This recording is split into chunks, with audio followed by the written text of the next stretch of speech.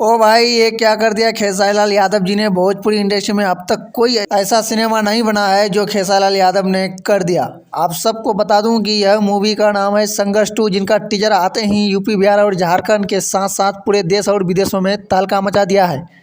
आप सबको बता दूं कि ये फिल्म भोजपुरी का सबसे महंगी फिल्म में से एक है, जिनका प्रोड्यूसर रत्नाकर और डायरेक्टर पराग पाटिल है।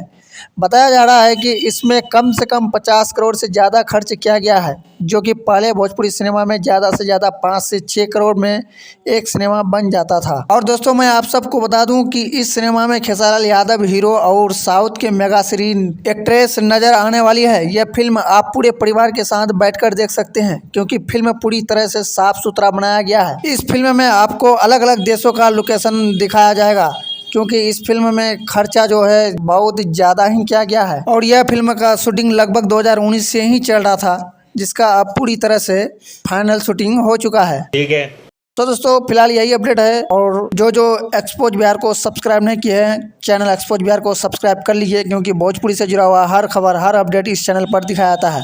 Thank you.